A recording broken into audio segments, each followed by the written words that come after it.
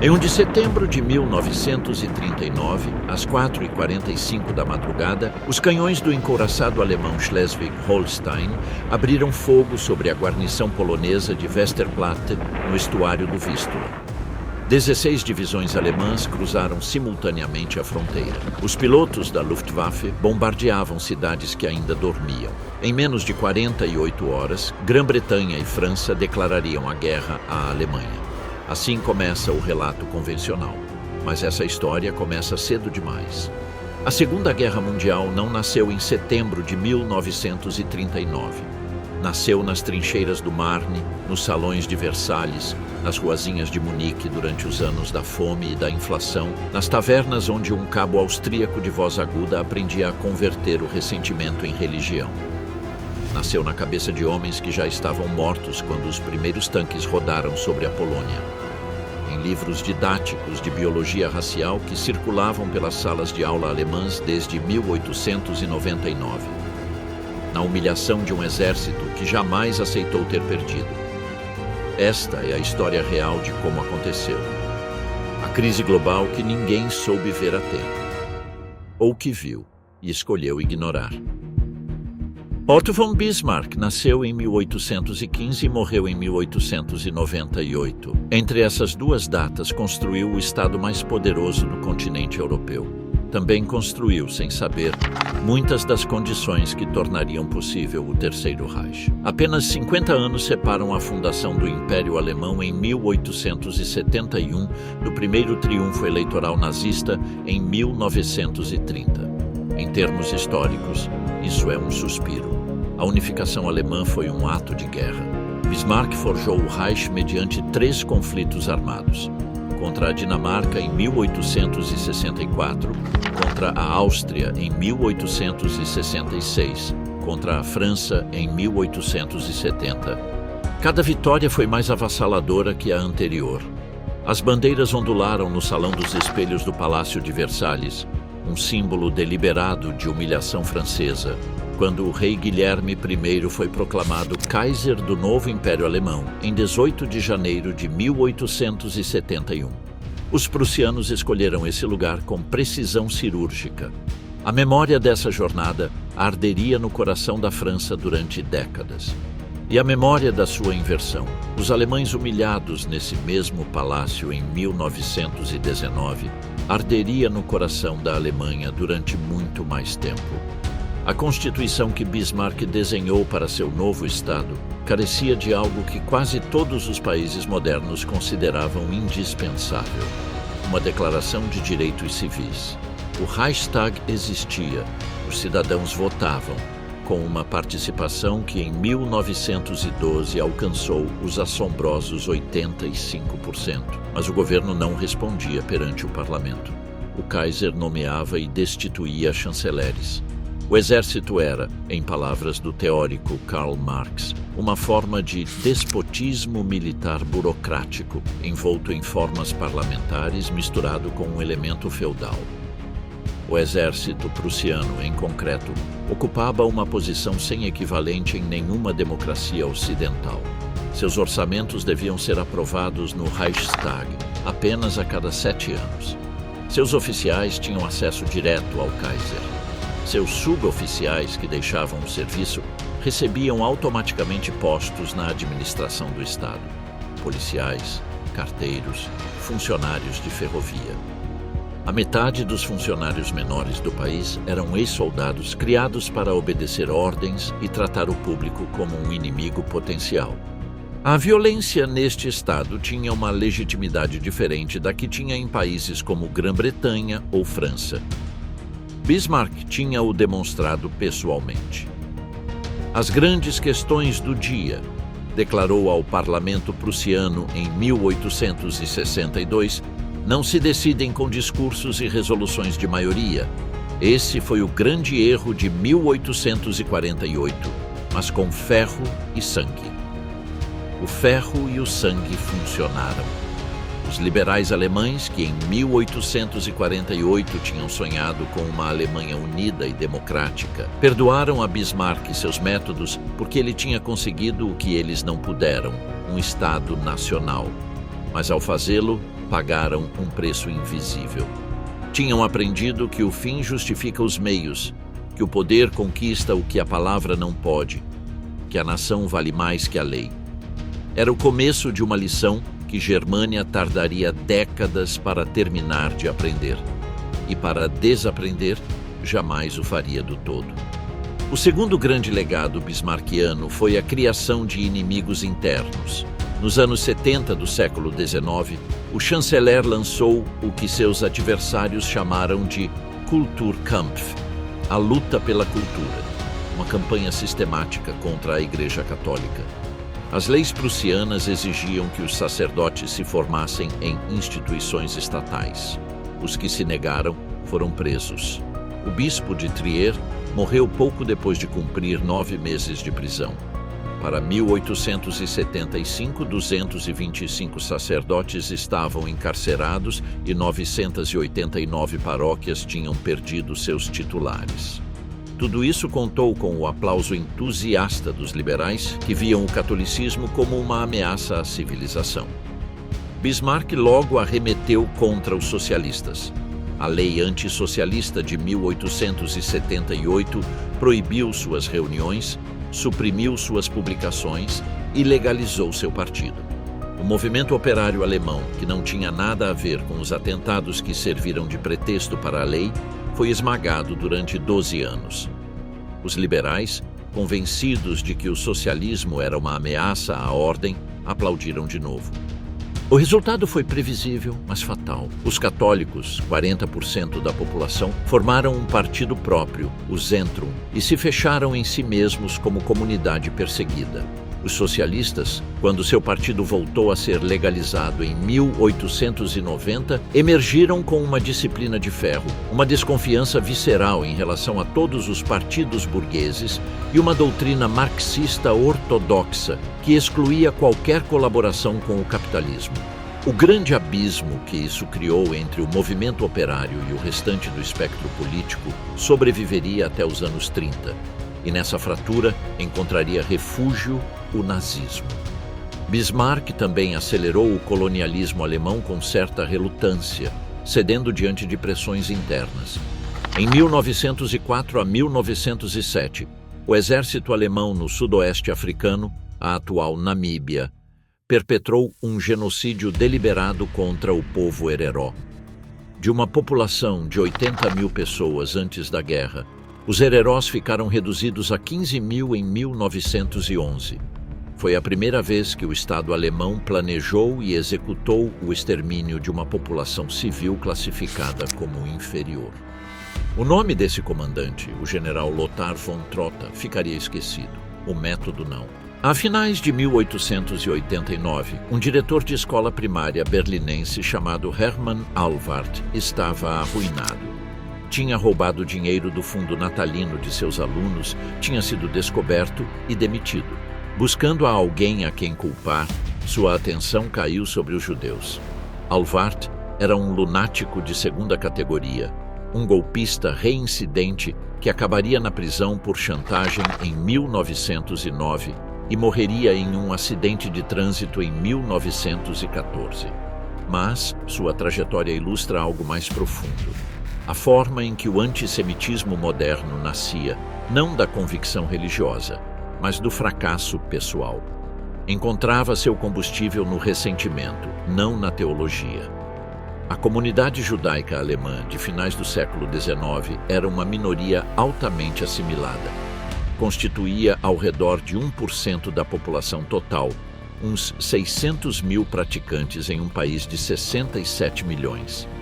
Em Breslau, os casamentos entre judeus e cristãos tinham passado de 9 por cada 100 casamentos puramente judeus nos anos 70 do século XIX para 35 por cada 100 em 1915. Em Hamburgo, para a véspera da Primeira Guerra Mundial, a cifra chegou a 73%. Entre 1880 e 1919, uns 20 mil judeus alemães se batizaram como cristãos. O processo de integração era lento, mas real, e criava precisamente o tipo de mistura que os antissemitas raciais consideravam a ameaça mais insidiosa, a invisibilidade. A representação na vida pública era desigual. Havia famílias bancárias, como os Bleichroeder. Bismarck confiava a Gerson von Bleichroeder a gestão de suas finanças pessoais. Ou as casas Tietz e Wertheim, nas grandes lojas de departamentos. Na medicina, no direito, na ciência e no jornalismo, os homens judeus estavam sobre-representados em relação à sua cota de população. Esse sucesso visível, não o poder real, que era mínimo, mas a visibilidade do sucesso, transformou-se em alvo perfeito para os que buscavam uma explicação para seus próprios fracassos. O antissemitismo moderno, racial, não religioso, nasceu formalmente com um panfleto publicado em 1873 por Wilhelm Marr, cujo título dizia A Vitória do Judaísmo sobre o Germanismo, considerada a partir de uma perspectiva não confessional. Marr foi o primeiro a insistir em que a diferença não estava na religião, mas no sangue. 2 anos depois inventou a palavra antissemitismo e em 1879 fundou a primeira organização com esse termo no nome, a Liga dos Antissemitas. Suas raízes pessoais eram banais. Sua segunda esposa, que o tinha mantido financeiramente até sua morte em 1874, era judaica. Sua terceira esposa, também meio judaica, se divorciou dele e o obrigou a pagar elevadas somas para a pensão de seu filho. Marr concluiu dessas experiências que a mistura racial era uma receita para a catástrofe e elevou esse ressentimento doméstico à lei da história universal. O que se seguiu foi uma escalada intelectual que resulta surpreendente em retrospectiva. O historiador Heinrich von Treitschke, professor titular em Berlim e um dos acadêmicos mais respeitados da Alemanha, cunhou a frase que se transformaria em slogan de gerações: "Os judeus são a nossa desgraça."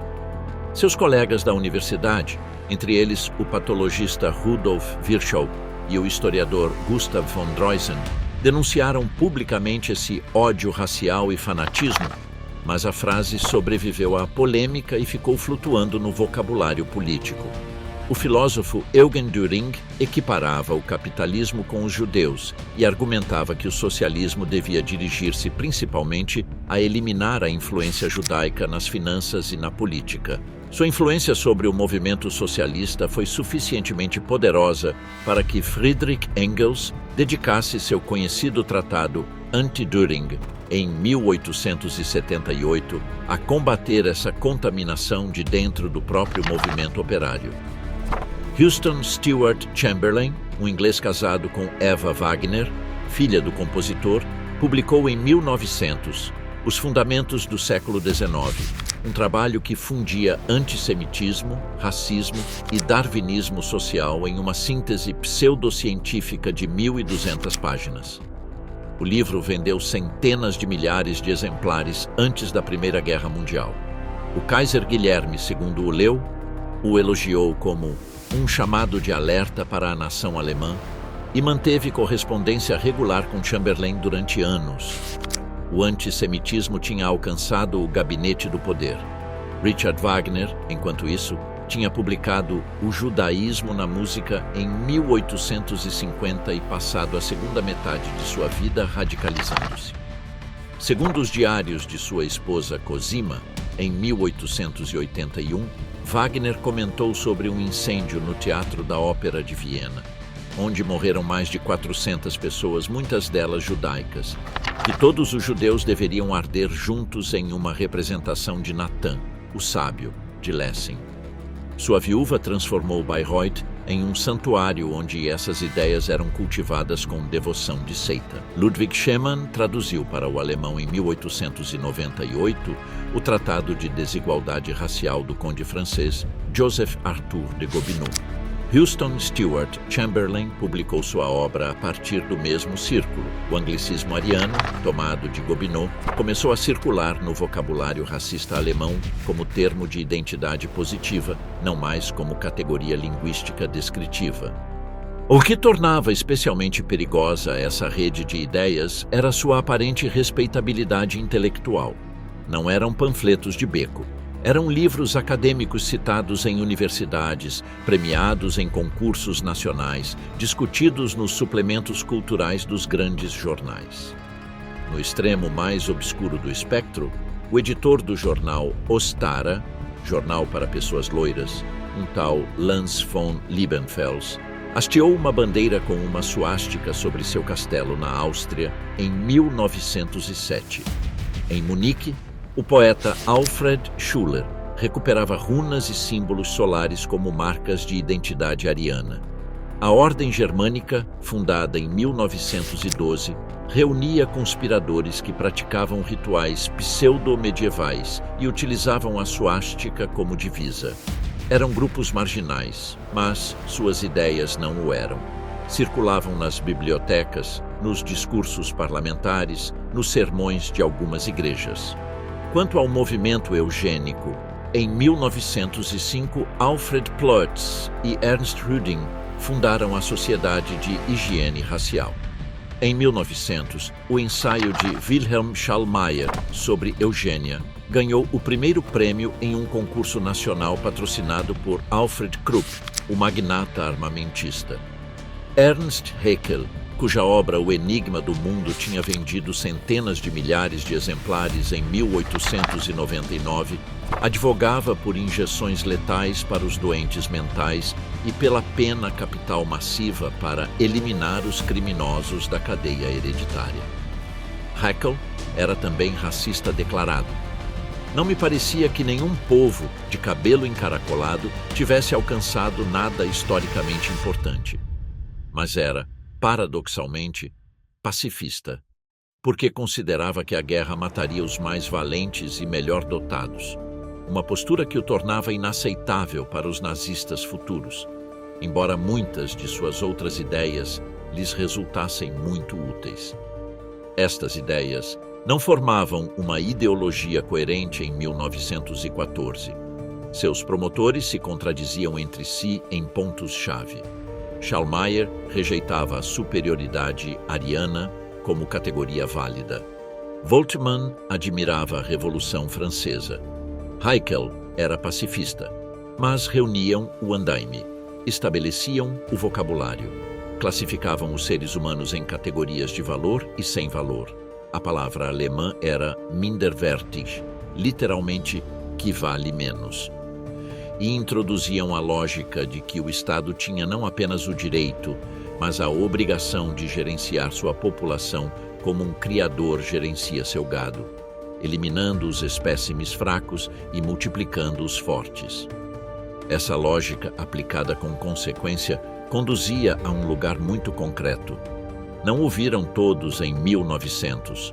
Vê-lo ia um cabo austríaco com muito tempo para ler e pensar nas trincheiras do fronte ocidental entre 1914 e 1918. A Primeira Guerra Mundial não foi uma catástrofe acidental, foi em grande medida escolhida. Em julho de 1914, as elites governantes da Europa, particularmente os Habsburgo da Áustria-Hungria, encontraram-se diante de uma crise que poderia ter sido gerida diplomaticamente como tantas anteriores e decidiram que não. Os militares alemães, com o general Erich von Falkenhayn à frente, esperavam há anos por uma guerra preventiva contra a Rússia antes que esta se tornasse poderosa demais. Os estrategistas austríacos queriam esmagar a Sérvia de uma vez. Ninguém calculou que o conflito duraria 4 anos e custaria 20 milhões de vidas. A notícia da guerra foi recebida em Berlim, em agosto de 1914, com cenas de júbilo massivo. Um jovem austríaco que vivia em Munique há 2 anos fotografou-se entre a multidão, com a boca aberta e os olhos brilhantes de emoção. Chamava-se Adolf Hitler. Hitler tinha 25 anos e nenhum futuro visível. Tinha fracassado 2 vezes no exame de admissão à Academia de Belas Artes de Viena. Vivia de esmolas e de vender aquarelas nas ruas. A guerra foi a sua salvação. Alistou-se no dia seguinte à declaração e foi designado para o regimento de infantaria de Lista, onde serviu como mensageiro no fronte ocidental durante 4 anos. Recebeu a Cruz de Ferro de primeira classe uma distinção incomum para um cabo, por sua bravura em combate. O que a guerra deu a Hitler e a milhões de alemães como ele foi um propósito, uma comunidade, um inimigo claro e, quando terminou mal, uma ferida. A Alemanha perdeu. O alto comando militar, dirigido efetivamente desde 1916 pelos generais Paul von Hindenburg e Erich Ludendorff, que tinham estabelecido uma ditadura silenciosa atrás da fachada civil, informou ao Kaiser em setembro de 1918 que a derrota era inevitável. A notícia chegou ao público alemão de forma gradual e fraturada, depois de anos de censura que tinha ocultado as verdadeiras dimensões do desastre. Em 9 de novembro de 1918, marinheiros amotinados em Kiel iniciaram uma revolução que se espalhou por toda a Alemanha em dias. O Kaiser abdicou. Foi proclamada uma república. Em 11 de novembro, o armistício foi assinado em um vagão de trem na floresta de Compiègne. A Alemanha tinha perdido. Mas na mente de muitos alemães, e com a ajuda ativa dos mesmos generais que tinham levado o país à catástrofe, nasceu rapidamente uma narrativa alternativa. O exército não tinha sido derrotado no campo de batalha.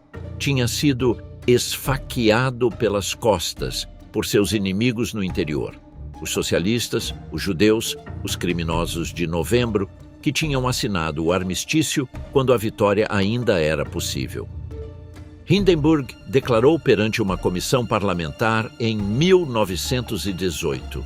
Um general inglês disse corretamente: o exército alemão foi esfaqueado pelas costas. O próprio Kaiser Wilhelm escreveu em suas memórias: meu exército foi forçado a ruir pela facada pelas costas dos revolucionários, no preciso momento em que a paz estava ao alcance. Era uma mentira colossal, mas funcionava porque era conveniente.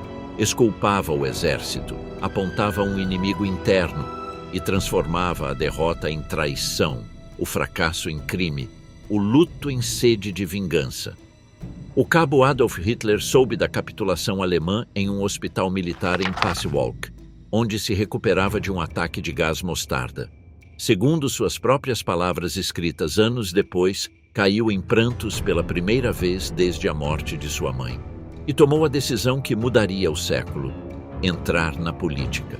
Em 28 de junho de 1919, no mesmo Salão dos Espelhos do Palácio de Versalhes, onde Bismarck tinha proclamado o Império Alemão quase meio século antes, os representantes alemães assinaram o Tratado de Paz.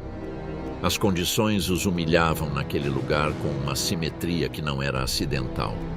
Pelo Tratado de Versalhes, a Alemanha perdeu 12% do seu território e 10% da sua população. A Alsácia-Lorena voltou para a França. O corredor polonês separou a Prússia Oriental do restante do país. Danzig foi declarada cidade livre sob a Liga das Nações. As colônias alemãs foram repartidas como mandatos. O exército ficou limitado a 100.000 soldados, sem tanques, sem artilharia pesada, sem conscrição, sem aviação militar.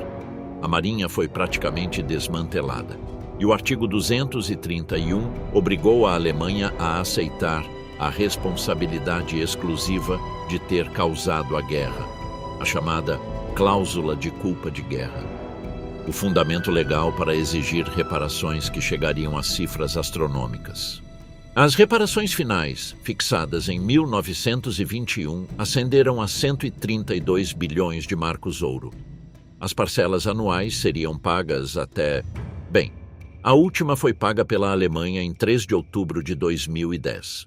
O que tornava o tratado politicamente insustentável não era tanto o seu conteúdo, que comparado ao que a Alemanha teria imposto aos aliados em caso de vitória, segundo o próprio chanceler Bethmann Hollweg, em setembro de 1914, era relativamente moderado, mas a combinação do seu caráter ditado e da sua chegada em um momento de máxima vulnerabilidade nacional.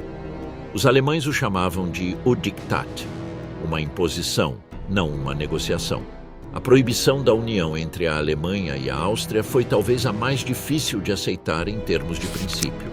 O presidente norte-americano Woodrow Wilson tinha proclamado o direito de autodeterminação dos povos.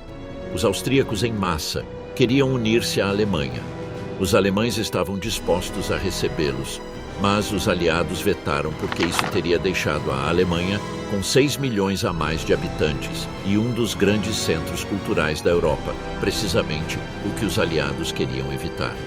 Era uma violação flagrante do princípio que Wilson tinha ostentado como justificativa moral da guerra. A ocupação militar aliada do Reno, que durou a maior parte dos anos 20, adicionou sal às feridas. Os franceses, em particular, proibiram canções patrióticas, incentivaram movimentos separatistas e usaram tropas coloniais africanas na zona ocupada. A direita alemã explorou esse último ponto com uma campanha de propaganda racista e pornográfica, soldados senegaleses violentando mulheres alemãs, que foi completamente desproporcional em relação à realidade, mas profundamente eficaz em termos emocionais. A Alemanha não voltou ao tempo de paz depois de 1918. Continuou em pé de guerra contra si mesma e contra o mundo.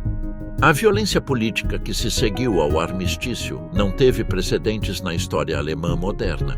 Em janeiro de 1918, unidades paramilitares dos Freikorps, corpos voluntários de ex-combatentes, esmagaram uma insurreição da esquerda radical em Berlim com uma brutalidade calculada.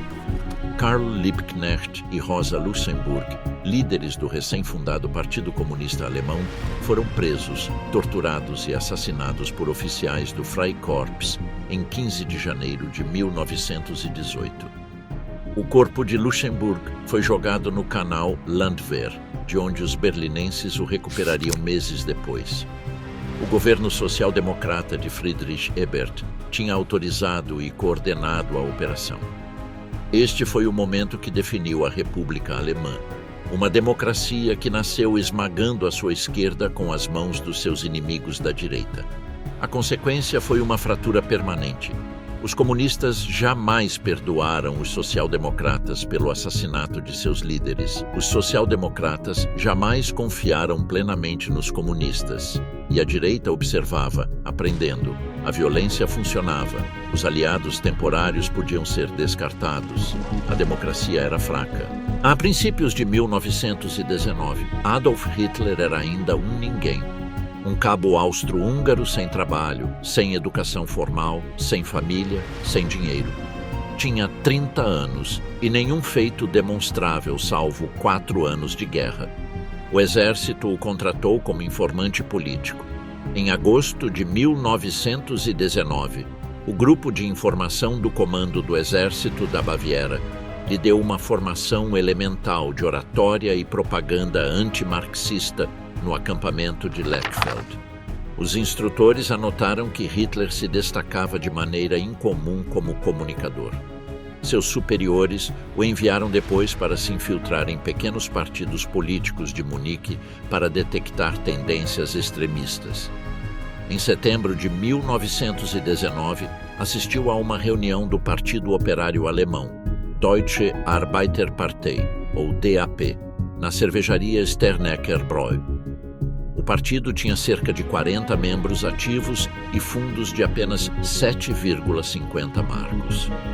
Hitler não foi a essa reunião como espião. Foi para interrompê-la.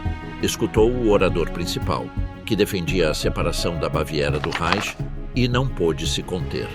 Pôs-se em pé e falou vários minutos com uma intensidade que deixou a todos em silêncio. O fundador do partido, Anton Drexler, operário da ferrovia, lhe passou escondido um panfleto. Hitler se juntou ao partido. Recebeu o cartão de membro número 555. Dentro de 2 anos o controlaria completamente. O que fazia Hitler diferente da legião de demagogos que proliferavam na Alemanha do pós-guerra era uma só coisa: sua capacidade de falar. Tinha um dom para detectar a temperatura emocional de uma audiência e elevá-la exatamente 2 graus a mais. Seus discursos não seguiam o padrão acadêmico, argumento, evidência, conclusão, mas o padrão evangélico. O mundo está em ruínas, a culpa é deles. Eu sei quem são e juntos podemos redimi-lo. Falava da humilhação alemã como se a tivesse sofrido em seu próprio corpo, porque a tinha sofrido nas trincheiras, nos hospitais, no gás mostarda que o tinha deixado temporariamente cego em Pasewalk. Os primeiros grandes atos do partido, celebrados em janeiro, fevereiro e outubro de 1920, reuniram respectivamente 2.000, 4.000 e quase 1.000 pessoas nos salões de Munique. A comparação com a reunião inicial de 40 pessoas era eloquente. O motor era sempre o mesmo: Hitler. Em 24 de fevereiro de 1920, diante de uma multidão de 2.000 pessoas no Hofbrauhaus de Munique, Hitler apresentou o programa de 25 pontos do partido, já rebatizado Nationalsozialistische Deutsche Arbeiterpartei, NSDAP. Os pontos incluíam a união de todos os alemães em uma grande Alemanha, a revogação dos tratados de paz, terras e colônias para alimentar o povo, a expulsão dos imigrantes não alemães, a pena de morte para criminosos habituais, usurários e profiteurs, e a derrogação dos direitos civis dos judeus. Também continha demandas pseudo-socialistas: abolição das rendas não ganhas mediante trabalho, confisco dos lucros de guerra, nacionalização dos grandes trustes industriais. Era um programa típico da extrema-direita do momento, misturado com retórica anticapitalista para atrair o eleitorado operário. O círculo interior que rodeava Hitler nesses primeiros anos tinha perfis muito definidos. Rudolf Hess, estudante de geopolítica com Karl Haushofer na Universidade de Munique, encontrou em Hitler seu deus terrenal. Ingênuo, idealista, sem ambição pessoal, Hess o introduziu na teoria do Lebensraum, o espaço vital que a Alemanha devia conquistar no leste às custas dos eslavos. E mais tarde o apresentou aos círculos abastados de Munique que financiariam o partido em seus primeiros anos. Foi Hess quem convenceu a esposa do fabricante de pianos Bechstein a garantir os primeiros empréstimos significativos ao movimento. Alfred Rosenberg, nascido em Reval, atual Tallinn, em 1893, tinha chegado a Munique fugindo da Revolução Bolchevique com um ódio visceral ao comunismo e a convicção de que Lenin era o instrumento de uma conspiração judaica. Foi ele quem introduziu Hitler nos protocolos dos sábios de Sião, uma falsificação czarista de 1903 que supostamente documentava um complô judeu para dominar o mundo. Através de Rosenberg, o antissemitismo russo em sua variante mais exterminadora, não a exclusão, mas a liquidação, penetrou na ideologia nazista desde o princípio. Dietrich Eckart, poeta fracassado e alcoólatra empedernido, era o homem com dinheiro e contatos. Financiado por empresários bávaros e pelos fundos políticos do exército, Eckart editava desde dezembro de 1918 o semanário In Plain German, e em dezembro de 1920 conseguiu que o partido comprasse o jornal da Sociedade Thule, o Völkischer Beobachter, que se converteu no órgão oficial do NSDAP. Eckart introduziu Hitler nos salões burgueses de Munique, onde o futuro Führer apareceu em festas elegantes com sobretudo do exército e chicote de cães, para geral diversão de seus anfitriões que o consideravam um espécime exótico mais útil. Göring era diferente de todos eles, aristocrata, piloto de guerra condecorado, o último comandante do Jagdgeschwader I, o lendário esquadrão do Barão Vermelho Manfred von Richthofen. Seu peso político era duplo. Dava ao movimento a legitimidade dos heróis de guerra diante dos conservadores burgueses e trazia a experiência paramilitar necessária para converter as SA em uma força real. Göring se juntou ao partido em 1922 e assumiu o comando das SA em janeiro de 1923. O advogado Hans Frank, que ouviu Hitler falar pela primeira vez em janeiro de 1920, descreveu a experiência nos termos que empregariam centenas de milhares de alemães durante os anos seguintes. Expressava o que estava na consciência de todos os presentes. Era uma frase reveladora. Hitler não trazia ideias novas. Recolhia ideias que já estavam em circulação: a punhalada pelas costas, o inimigo interior, a grandeza perdida, a necessidade de líderes fortes, e as devolvia transformadas em certeza e em programa de ação. As pessoas não o escutavam para aprender algo. Escutavam-no para ouvi-lo dizer em voz alta o que já me criam e não se atreviam a dizer. O crescimento armado do partido começou em 1920 com uma seção de proteção de sala que atuava como serviço de ordem nos comícios. A brutalidade era o método desde o primeiro dia. Em 14 de setembro de 1921, um grupo de nazistas interrompeu uma reunião do independentista bávaro Otto Ballerstedt no Löwenbräukeller. Apagaram as luzes, espancaram-no na escuridão com a cabeça aberta e o jogaram da plataforma no chão. Hitler foi condenado a 1 mês de prisão em Stadelheim. A advertência da polícia de que podia ser deportado para a Áustria como estrangeiro continuava sem ter solicitado a nacionalidade alemã. Não teve efeito algum. Ernst Röhm, ex-oficial de Estado-Maior com o rosto desfigurado por uma ferida de estilhaço em Verdun, foi o arquiteto da transformação dessa faixa em uma organização paramilitar séria. Röhm controlava o fornecimento de armas aos grupos paramilitares bávaros, chamavam-no de o Rei das Metralhadoras, e tinha contatos em toda a direita armada. Em agosto de 1921, trouxe ao partido os veteranos endurecidos do ex-capitão Hermann Ehrhardt, que tinha dirigido operações de sabotagem na Silésia. A seção de ginástica e esporte foi rebatizada Sturmabteilung, SA, em outubro de 1921. Para agosto de 1922, tinha 800 membros. Um ano depois, mais de 15 mil. A primeira autobiografia de Röhm, publicada em 1928, começava com as palavras "Sou um soldado". Suas palavras de admiração eram corpulento, temerário, desumano, fiel. Seus termos de desprezo: prudente, compromisso, intelectual, burguês.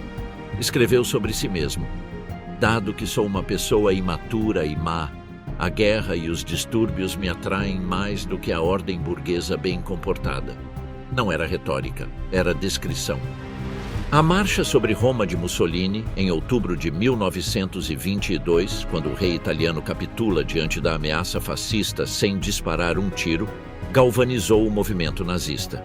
O Duce demonstrou que era possível tomar o poder com uma combinação de intimidação de massas, apoio conservador e fraqueza governamental. Hitler começou a planejar sua própria versão alemã, não sobre Berlim, demasiado longe e demasiado bem defendida, mas primeiro sobre Munique, usando-a como trampolim. Em janeiro de 1923, os franceses ocuparam o Ruhr para cobrar as reparações alemãs em espécie, depois que o governo alemão declarou que não podia pagá-las. A indignação nacionalista chegou ao seu ponto de ebulição. O governo de Berlim respondeu com uma campanha de resistência passiva que paralisou a principal região industrial do país e acelerou a hiperinflação até níveis demenciais.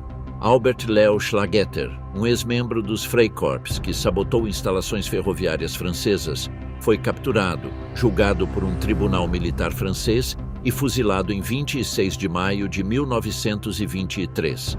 Os nazistas o converteram imediatamente em um mártir nacional.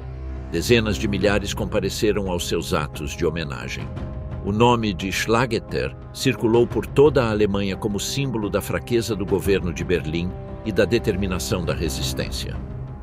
Em 8 de novembro de 1923, Hitler invadiu armado a cervejaria Bürgerbräukeller de Munique, onde o comissário estatal Gustav Ritter von Kahr acabava de começar um discurso para 3.000 pessoas. Hitler saltou sobre uma mesa, disparou contra o teto e gritou que a Revolução Nacional havia começado. Capturou Kahr e outros 2 funcionários em uma sala nos fundos e os obrigou, sob a mira de uma arma, a prometer seu apoio. O general Erich Ludendorff, que participou da conspiração, concordou em legitimar o golpe com sua presença. Não havia começado nada. Makar e os outros funcionários renegaram suas promessas assim que saíram do controle direto dos nazistas. No dia seguinte, quando 2.000 nazistas e simpatizantes marcharam em direção ao centro de Munique, acompanhados por Ludendorff, encontraram uma barricada policial na Odeonsplatz, ao lado do Feldherrnhalle. Os policiais abriram fogo. Morreram 16 nazistas e 4 policiais em poucos segundos. Hitler, que marchava de braço dado com o ex-primeiro-ministro bavaro Gustav von Kahr, jogou-se no chão. Tinha deslocado o ombro ao cair. Göring levou um tiro na virilha. Apenas Ludendorff continuou caminhando em direção aos policiais, que se afastaram diante do velho general por respeito ou confusão, e não lhe fizeram nada. O putsch da cervejaria foi um fiasco. Hitler foi preso, julgado e condenado a 5 anos de prisão na fortaleza de Landsberg am Lech, em confortáveis condições. Tinha um quarto individual, podia receber visitas e os guardas lhe traziam bolos e flores de seus admiradores.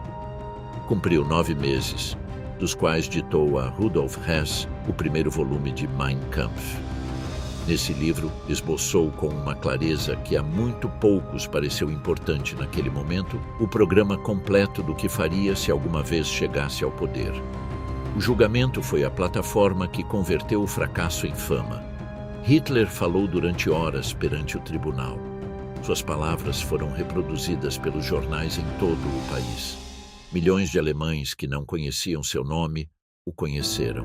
E a pena mínima que recebeu, 5 anos com possibilidade de liberdade condicional aos 6 meses, demonstrou que os juízes bavaros consideravam que o golpe tinha sido, no fundo, um ato de patriotismo equivocado, não um crime. Entre 1924 e 1929, a República de Weimar viveu algo inesperado: estabilidade. A grande inflação de 1923, quando se chegou a precisar literalmente de um carrinho de mão de notas para comprar um pão e a taxa chegou a 4 trilhões e 200 bilhões por cento, foi controlada com a introdução do Rentenmark em novembro de 1923 e com a ajuda do Plano Dawes americano de 1924, que reestruturou as reparações alemãs e facilitou créditos internacionais. Nesses 5 anos de relativa prosperidade, o Partido Nazista ficou marginalizado. Nas eleições de maio de 1924, conseguiu 2 milhões de votos e 32 assentos no Reichstag. Em dezembro do mesmo ano, 907 mil votos e 14 assentos. Em maio de 1928, 810 mil votos e 12 assentos, menos de 3% do eleitorado. O estatístico eleitoral do partido escreveu em suas notas privadas que o nazismo parecia ter atingido o seu teto. A Alemanha não queria extremismos, queria normalidade. Mas a normalidade de Weimar tinha fissuras profundas. A primeira era estrutural. O sistema proporcional alemão permitia que dezenas de partidos pequenos obtivessem representação parlamentar, tornando quase impossível a formação de governos estáveis. Entre 1919 e 1933, houve 20 governos diferentes. A democracia alemã nunca tinha tido tempo de se consolidar. Nasceu na derrota, foi batizada na violência e cresceu sob a sombra do tratado que a maioria dos alemães considerava ilegítimo. A segunda era psicológica. Weimar era, na mente de milhões de alemães, o sistema que tinha aceitado a derrota. Os social-democratas, a coluna vertebral da República, carregavam a maldição de ter assinado o armistício, de ter esfaqueado o exército pelas costas, embora tivessem sido eles que recolheram os fragmentos do colapso imperial. Para a direita, a República era ilegítima por definição. Para a esquerda radical, era um instrumento do capital burguês. A terceira era econômica. A recuperação dos anos 20 dependia quase totalmente do capital norte-americano a curto prazo.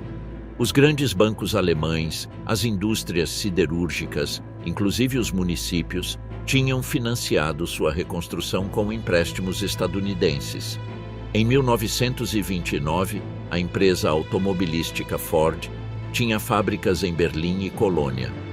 A General Motors tinha comprado a fábrica da Opel em Rüsselsheim em 1929. A economia alemã era sólida na superfície e oca por dentro, dependente de fundos que podiam ser retirados a qualquer momento. E em 24 de outubro de 1929, a Quinta-feira Negra, esse momento chegou. A Bolsa de Nova York afundou. As ondas de choque chegaram à Alemanha em semanas. O colapso não foi surpreendente para quem conhecia os números. A economia alemã tinha dependido desde 1924 quase exclusivamente do capital norte-americano a curto prazo. O Plano Dawes daquele ano e seu sucessor, o Plano Young, de 1929, tinham reestruturado as reparações alemãs em termos toleráveis, mas o mecanismo real era circular. Bancos norte-americanos emprestavam dinheiro a curto prazo à Alemanha. A Alemanha pagava reparações com esse dinheiro à França e à Grã-Bretanha, e esses países o enviavam de volta aos Estados Unidos como pagamento de suas dívidas de guerra. Era um sistema que dependia da continuidade do fluxo de capital americano. Assim que esse fluxo se interrompeu, o círculo se quebrou. Para o final de 1929, o índice do New York Times tinha caído de 452 pontos, seu máximo de setembro, para menos de 200. Em 29 de outubro, a Terça-feira Negra, venderam-se 16,4 milhões de ações em um único dia, um recorde que não seria superado até 40 anos depois. Naquele dia, evaporaram-se 10 bilhões de dólares de valor bolsístico, o dobro de todo o dinheiro em circulação nos Estados Unidos naquele momento e quase tanto quanto o custo total da participação americana na Primeira Guerra Mundial. Os bancos norte-americanos começaram a retirar seus empréstimos à Alemanha de imediato. Foi um sinal de alarme que ninguém soube ler a tempo. As empresas alemãs, que tinham usado esses fundos para financiar a racionalização industrial dos anos 20, o movimento em direção à automação e à mecanização que tinha impressionado observadores de todo o mundo, encontraram-se sem capital de giro. Krupps e a Vereinigte Stahlwerke, o consórcio do aço unificado, tinham tomado empréstimos massivos. Os bancos alemães, por sua vez, tinham emprestado aos seus próprios clientes industriais com esse dinheiro emprestado. Era uma pirâmide invertida que esperava o primeiro tremor. A produção industrial alemã caiu 40% em relação aos seus níveis de 1929, uma cifra que apenas a Áustria e a Polônia igualaram em toda a Europa. Na Grã-Bretanha, o equivalente foi uma queda de 11%. Na França, ao redor de 20%. A diferença tinha uma explicação simples. Nenhum outro país europeu tinha financiado sua recuperação com tanta dependência do capital norte-americano de curto prazo. Em julho de 1931, o banco Danat, o Darmstädter und National Bank, foi o primeiro dos grandes a quebrar. Tinha sido o maior banco comercial privado da Alemanha e seu colapso arrastou a uma crise geral do crédito. O governo teve que suspender a conversibilidade do marco em moeda estrangeira. De um dia para o outro, o marco alemão não podia ser trocado por divisas nos mercados internacionais. Isso tecnicamente liberava o governo dos corsés do padrão ouro e abria a possibilidade de políticas reflacionárias, expandir a oferta monetária para criar emprego.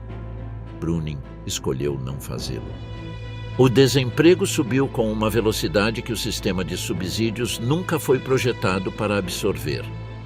O Fundo de Desemprego, criado em 1927, tinha sido calculado para cobrir no máximo 800 mil desempregados durante um período breve. Para o inverno de 1930-1931, havia já mais de 5 milhões de desempregados registrados.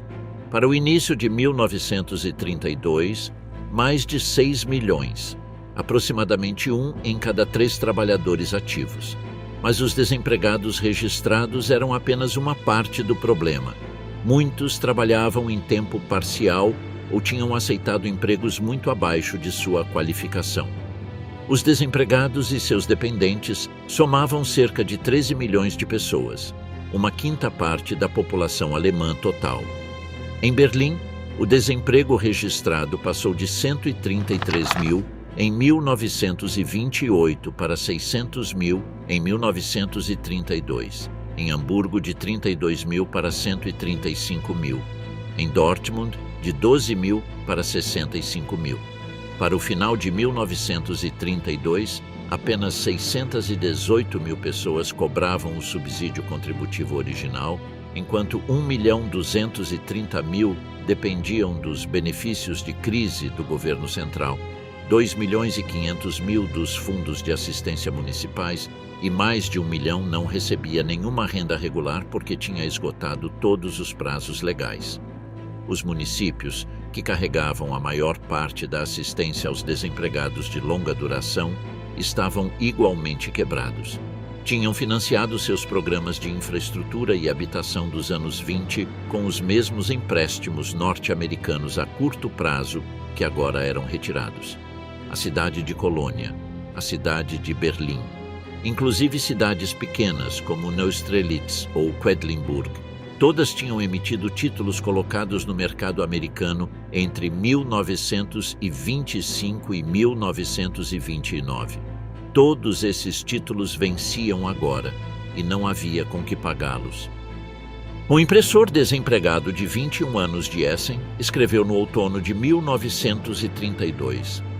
Depois de longas e sem rumo peregrinações de cidade em cidade, meu caminho me levou ao porto de Hamburgo.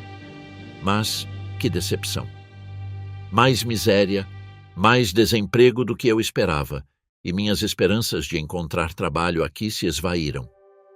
Meninas de 14 anos escreviam redações escolares nas quais diziam que seu pai estava há 3 anos sem trabalho e que já tinham abandonado toda a esperança.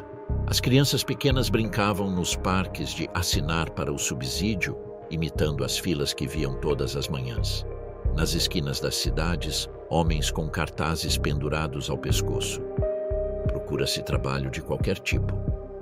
Grupos de jovens andavam de trem em círculo, o circular de Berlim, porque era o único calor que podiam pagar e não tinham outro lugar para ir. As gangues selvagens, gangues juvenis que ocupavam edifícios abandonados e roubavam para comer, proliferaram. Os prisões por roubo em Berlim aumentaram 24% entre 1929 e 1932. A prostituição, masculina e feminina, tornou-se visível nos bairros centrais de todas as grandes cidades. O governo do chanceler Heinrich Brüning, designado em março de 1930 sem maioria parlamentar, dependente dos decretos de emergência do presidente Hindenburg, respondeu exclusivamente com austeridade deflacionária. Seus decretos de emergência de 5 de junho e 6 de outubro de 1931 cortaram os subsídios de desemprego de múltiplas maneiras, restringiram o período de cobertura e estenderam o sistema de comprovação de meios para acessar a assistência municipal. O nível de vida dos desempregados de longa duração reduzia-se a cada poucas semanas conforme passavam do subsídio contributivo para os benefícios de crise do Estado Central, e dali para a assistência municipal, e dali para nada. Um decreto de dezembro de 1931 obrigou, além disso, a reduzir os salários ao seu nível de 1927. Os sindicatos, os funcionários públicos, os trabalhadores do setor público, todos viram seus rendimentos cortados entre 19% e 23% entre dezembro de 1930 e dezembro de 1932. A população deu a Brüning o apelido de o chanceler da fome. Os satíricos o comparavam com Fritz Haarmann, o assassino em série dos anos 20 que esquartejava suas vítimas, e lhe dedicaram uma variação da cantiga de ninar que Haarmann tinha inspirado. Espere um pouco e você verá, e Brüning virá te buscar com o 9º decreto de emergência e vai te transformar em carne moída. Não chegou o 9º decreto. Brüning foi destituído em maio de 1932, antes de poder assiná-lo. Mas, após ter emitido 4, já era o chanceler mais impopular que a República tinha tido. A economia alemã tinha, naquele momento, as ferramentas legais para se expandir. Desde a suspensão do padrão ouro em julho de 1931, nada impedia o governo de emitir moeda para financiar programas de obras públicas e criação de emprego. O economista Wilhelm Lautenbach apresentou um memorando ao governo em setembro de 1931, propondo exatamente isso. Um programa de investimento estatal de cerca de 1 bilhão de marcos que poderia ter criado centenas de milhares de postos de trabalho. Brüning o ignorou. Seu objetivo não era apenas resolver a crise econômica. Era demonstrar aos aliados, mediante o sofrimento visível da população alemã, que as reparações eram insustentáveis. A moratória Hoover de junho de 1931 lhe tinha dado essa vitória, mas seguiu em frente com a austeridade de todas as formas, porque também queria usar o alto desemprego como alavanca para desmantelar o estado de bem-estar social de Weimar e enfraquecer os sindicatos. Suas memórias o indicam com uma clareza que seus apologistas posteriores nunca conseguiram explicar satisfatoriamente. Para 1932, era possível calcular quanto tempo levaria a recuperação se as políticas não mudassem. Brüning disse publicamente que esperava que a crise durasse até 1935. Essa perspectiva, mais 3 anos dessa miséria, era o que empurrava milhões de alemães para qualquer alternativa, por mais extrema que fosse. O nazismo não ganhou os alemães mediante o terror, ganhou-os primeiro pelas urnas. Nas eleições de setembro de 1930, o Partido Nazista obteve 6,4 milhões de votos e 107 assentos no Reichstag, frente aos 810 mil votos e 12 assentos de 2 anos antes. O jornal de Goebbels intitulou "Um avanço incrível, não tinha esperado". Era a maior ganho eleitoral na história da República. Em julho de 1932, os nazistas obtiveram 13,7 milhões de votos e 230 assentos, 37,4% do eleitorado. Eram, de longe, o maior partido do Reichstag. Quem votava nazista? A análise eleitoral revela um quadro complexo. O partido era mais forte no norte protestante do que no sul católico. Os católicos, protegidos pela cultura institucional do partido Zentrum, resistiram muito melhor do que os protestantes. As áreas rurais deram porcentagens assustadoras. Em Wiffelstedt, na circunscrição do Weser-Ems, o partido obteve 68% em 1930.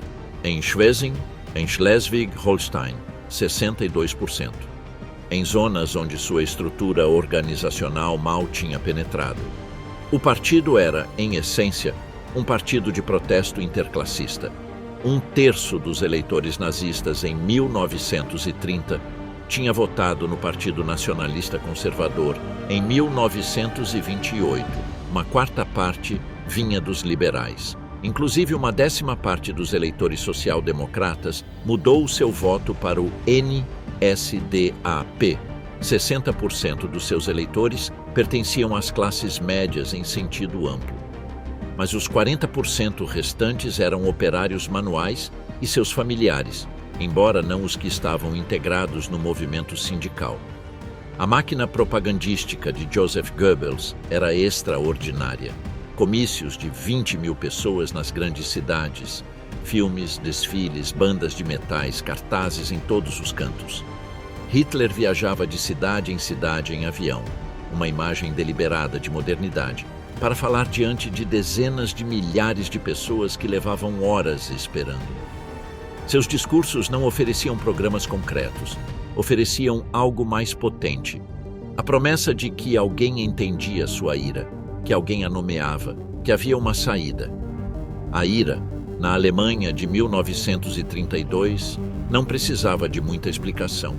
1/3 dos trabalhadores estava no desemprego. Os que continuavam empregados viam seus salários reduzidos mês a mês. Os agricultores perdiam suas fazendas para os bancos. Os pequenos comerciantes viam seus negócios fecharem. Os funcionários públicos temiam a seguinte onda de cortes. e sobre tudo isso flutuava a sombra do comunismo, que também crescia. O Partido Comunista Alemão passou de 54 assentos em 1928 para 100 em novembro de 1932. Para as classes médias alemãs, o medo do comunismo era existencial. Tinham visto o que ocorreu na Rússia, a expropriação da propriedade privada, a perseguição religiosa, o terror vermelho. Na República de Weimar, o Partido Comunista falava abertamente de Alemanha Soviética e suas milícias, a Roter Frontkämpferbund, combatiam a navalhadas e a tiros com as SA-nazistas nas ruas de Berlim, Hamburgo e Düsseldorf.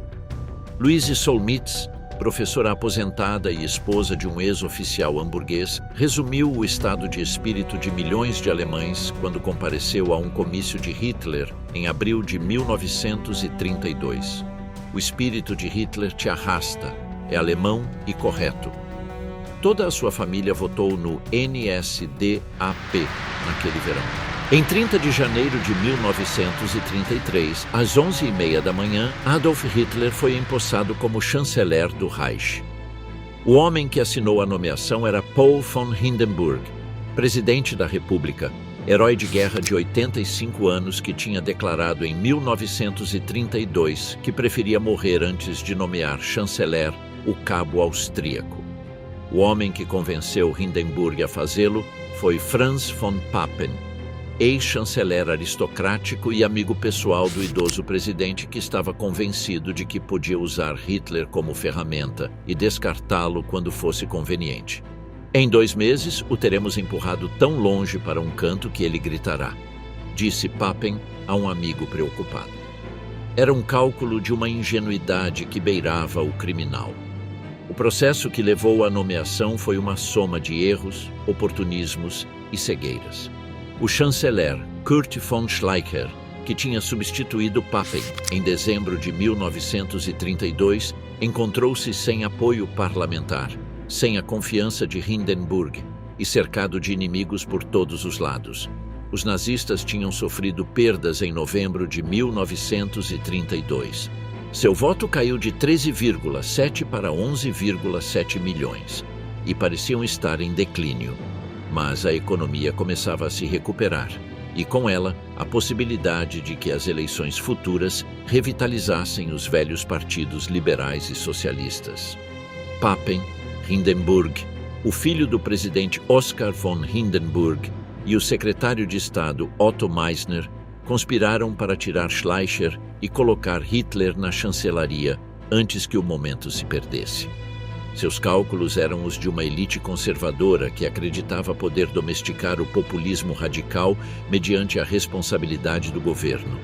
O gabinete que Hitler chefiou em 30 de janeiro era numericamente dominado por conservadores. Os nazistas tinham apenas 3 cargos: a chancelaria do Reich para Hitler, o Ministério do Interior para Wilhelm Frick e um ministério sem pasta para Göring, junto com o cargo de ministro do Interior da Prússia. Papen era vice-chanceler. Os conservadores ocupavam os demais cargos. O que Papen e seus colegas não compreenderam, ou escolheram não compreender, era o que esses 3 cargos nazistas implicavam na prática. O controle do Ministério do Interior prussiano dava a Göring jurisdição sobre a polícia em mais de 2/3 do território do Reich. Em questão de dias, Göring transformou a polícia em um auxiliar das SA. Em 22 de fevereiro de 1933, criou uma polícia auxiliar, composta por membros das SA, das SS e dos capacetes de aço, as milícias conservadoras, e deu-lhes carta branca para agir. Naquela noite de janeiro de 1933, Goebbels organizou um desfile de tochas através de Berlim que durou até passada a meia-noite. Colunas de tropas de assalto marchando com tochas acesas passando sob a porta de Brandemburgo, enquanto Hindenburg acenava de sua janela. O jovem Hans Joachim Heldenbrand, de pé no meio da multidão, notou os mesmos homens passando uma e outra vez diante dele. Marchavam em círculo para criar a ilusão de que eram 100.000 quando eram talvez 20. Como em 1914, escreveu Louise Solmitz naquela semana. Todos poderiam ter se jogado nos braços de todos em nome de Hitler. Embriaguez sem vinho. Ela não se lembrou naquele momento de que o espírito de 1914 era o espírito de uma guerra. A Liga das Nações, fundada em 1919 como encarnação do sonho wilsoniano de uma paz coletiva, nunca foi o que prometia ser. Os Estados Unidos, cujo presidente a tinha concebido, nunca se uniram. O Senado rejeitou a ratificação do Tratado de Versalhes em 1919 por 55 votos contra 39, uma derrota que deixou o sistema de segurança coletiva sem seu arquiteto e sem sua economia mais poderosa desde o primeiro dia. A União Soviética foi admitida apenas em 1934, a Alemanha entre 1919 e 1926. O sistema dependia da vontade de seus membros mais poderosos de impô-lo, e essa vontade nunca existiu de forma sustentada. O primeiro teste sério chegou não na Europa, mas na Ásia. Em setembro de 1931, o exército japonês invadiu a província chinesa da Manchúria e estabeleceu o estado fantoche de Manchukuo. A Liga condenou a ação.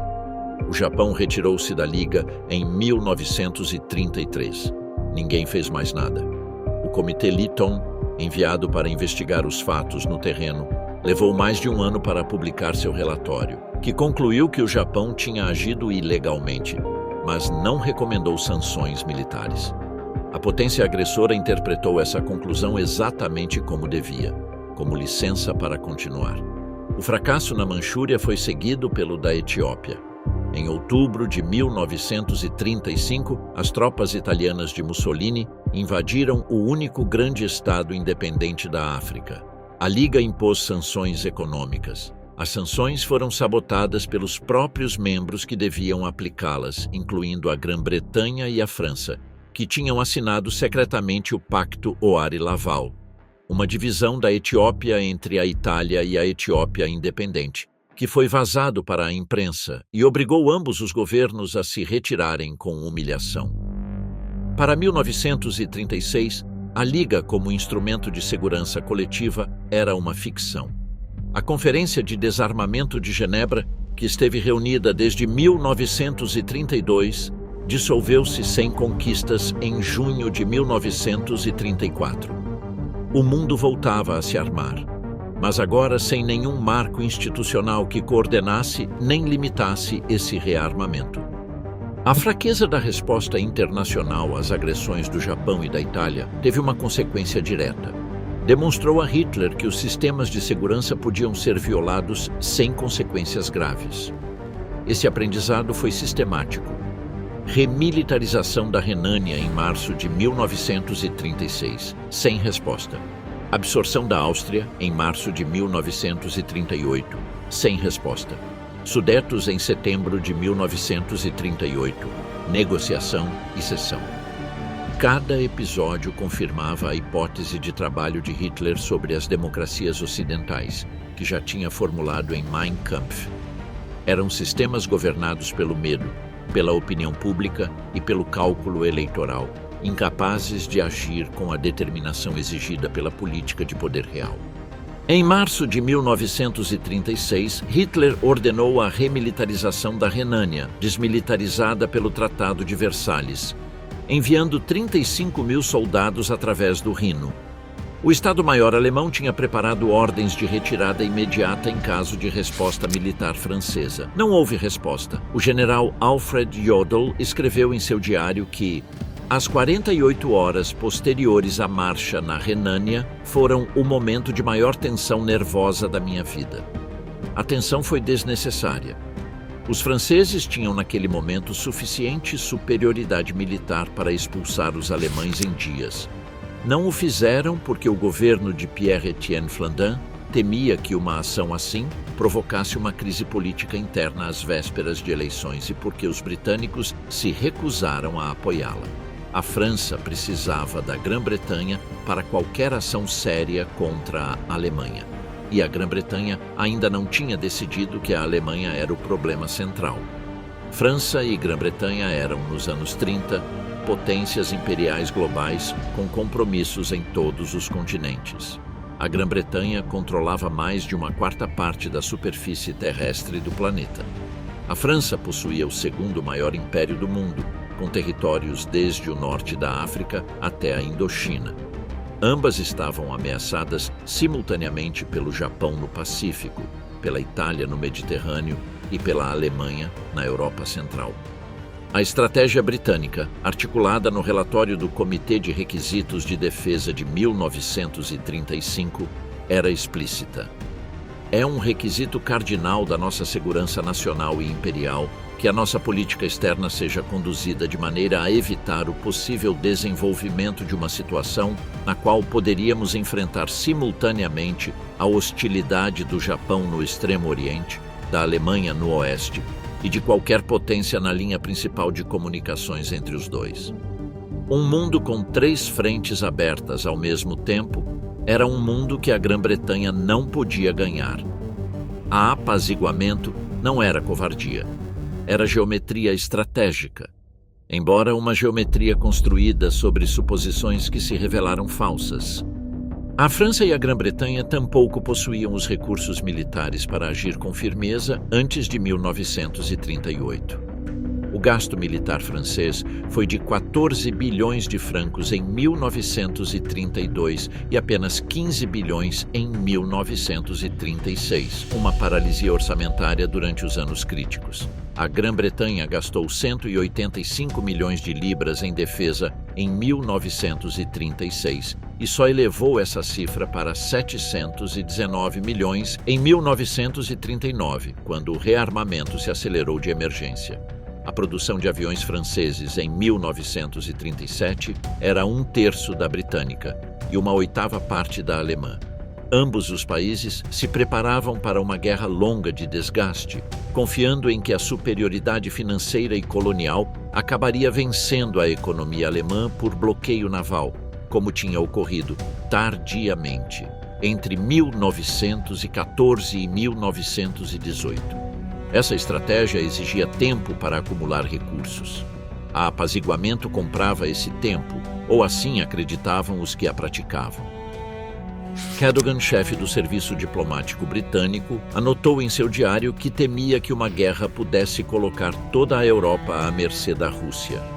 O secretário do gabinete, Sir Maurice Hankey, escreveu em 1936: "Com a França e a Espanha ameaçadas pelo bolchevismo, não é inconcebível que antes ou depois nos convenha aliar-nos com a Alemanha e a Itália."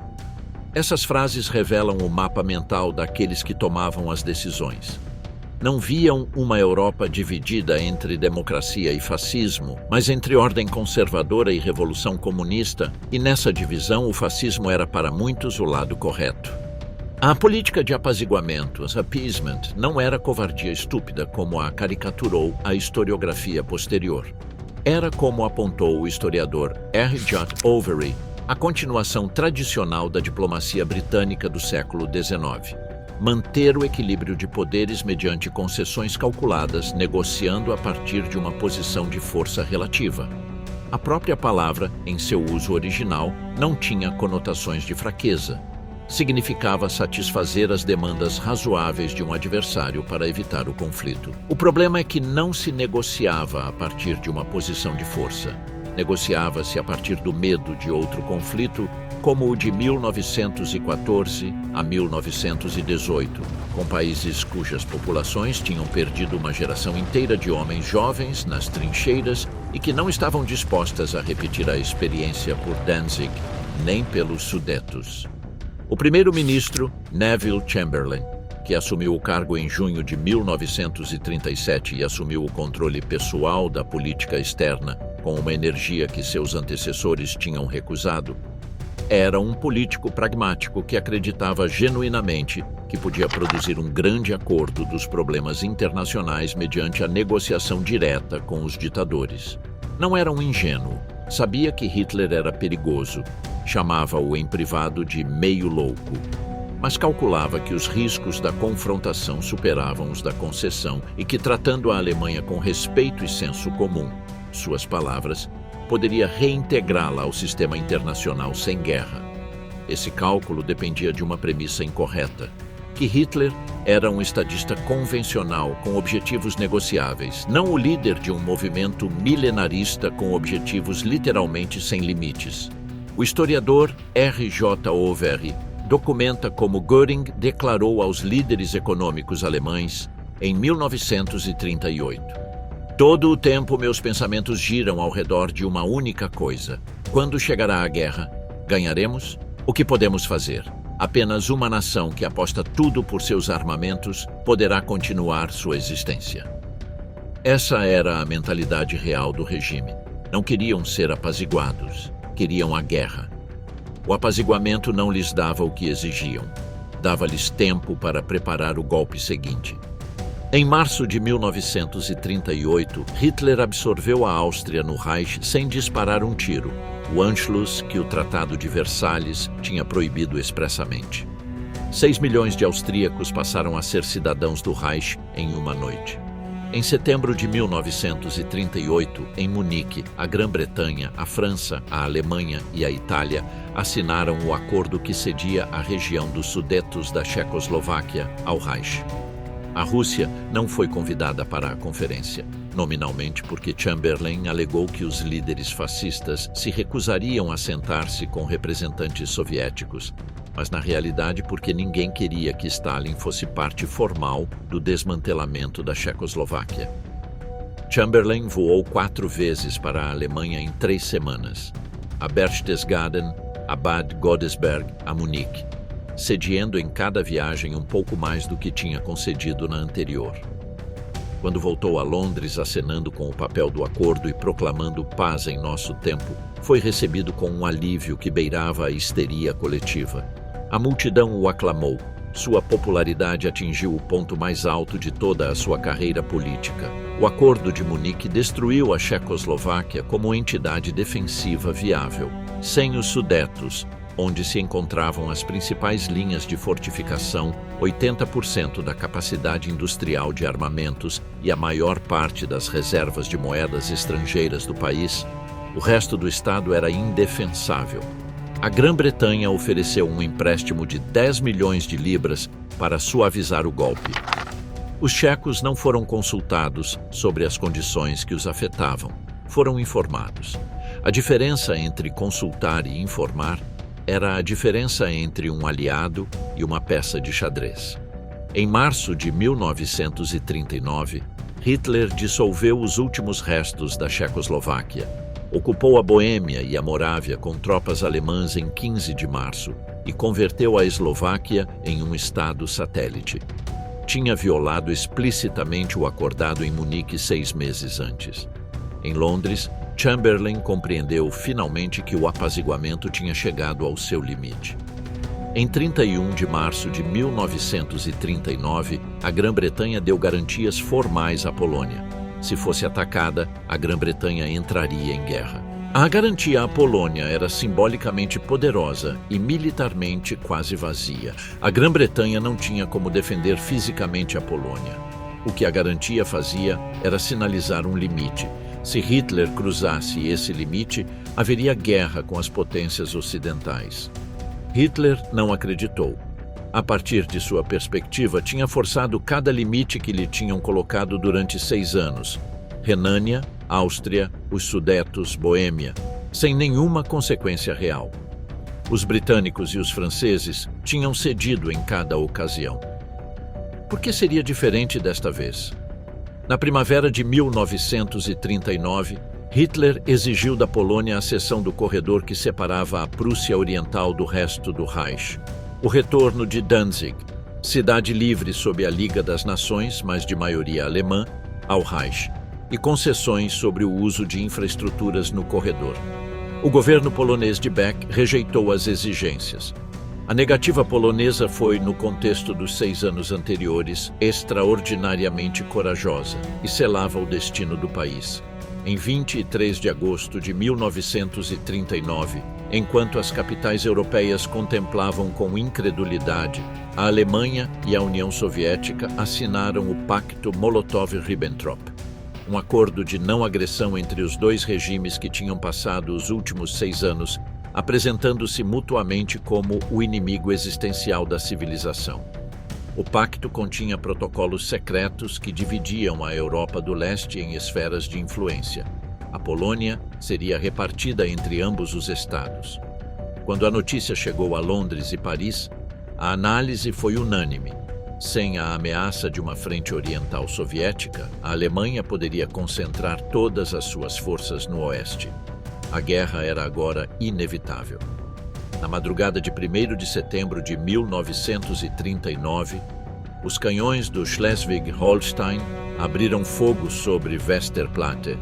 Ao mesmo tempo, forças especiais alemãs disfarçadas de poloneses tinham atacado uma emissora de rádio em Gleiwitz, na fronteira, deixando corpos de prisioneiros do campo de concentração de Sachsenhausen vestidos com uniformes poloneses como prova do casus belli. O título do jornal oficial do Partido Nazista, o Völkischer Beobachter, no dia seguinte: a Polônia ataca a Alemanha. Em 3 de setembro, a Grã-Bretanha declarou guerra à Alemanha. A França fez o mesmo horas mais tarde. A Segunda Guerra Mundial tinha começado. A guerra não foi inevitável. Em nenhum ponto do caminho entre 1919 e 1939 foi inevitável. Em Versalhes, uma paz menos punitiva ou, igualmente importante, uma paz mais honestamente concebida e melhor defendida teria alterado a equação. Nos anos 20, se os créditos norte-americanos não tivessem financiado uma recuperação artificial que desmoronaria com o primeiro abalo econômico, a Alemanha de Weimar teria tido possibilidades reais de se consolidar. Em 1930, se Hindenburg e os conservadores tivessem defendido a democracia em vez de tentar usá-la como ferramenta, o nazismo teria continuado sendo uma força marginal. Mas cada um desses "se" dissolveu-se diante da realidade. Os vitoriosos de 1919 queriam vingança e segurança, e o Tratado de Paz tentou prover ambas sem conseguir nenhuma. Os conservadores alemães acreditavam poder usar o movimento nazista sem serem usados por ele, e equivocaram-se com consequências para a humanidade inteira. As democracias ocidentais dos anos 30 estavam esgotadas, desorientadas, aterrorizadas diante da lembrança da guerra anterior e diante do fantasma do comunismo presente, e escolheram o apaziguamento até que foi tarde demais. E no centro de tudo, um homem que tinha convertido o fracasso pessoal em ideologia política, o ressentimento coletivo em programa de governo e a crueldade em sistema de Estado. Hitler não foi o único responsável pela guerra, mas foi o elemento sem o qual as demais peças não teriam se encaixado da forma como se encaixaram. O historiador Richard J. Evans apontou que a distância entre a fundação do Reich Bismarckiano em 1871 e os triunfos eleitorais nazistas de 1930 a 1932 era de apenas 50 anos. O historiador R. J. Overy sublinhou que a guerra de 1939 foi declarada pela Grã-Bretanha e pela França contra a Alemanha, não ao contrário, e que isso nos obriga a fazer as perguntas corretas sobre por que tomaram essa decisão naquele momento e não antes. Ambos têm razão. A história de como começou a Segunda Guerra Mundial é a história de um sistema que acumulou tensões durante décadas, de uma crise econômica que as liberou todas de uma vez, de líderes que calcularam mal em cada encruzilhada, e de um movimento político que soube converter o medo, a humilhação e o ódio em votos e os votos em poder. 6 anos depois da chegada de Hitler ao poder, a Europa arderia do Atlântico até os Urais. 50 milhões de mortos depois, o mundo que sobreviveu teria que decidir o que fazer com o que tinha aprendido.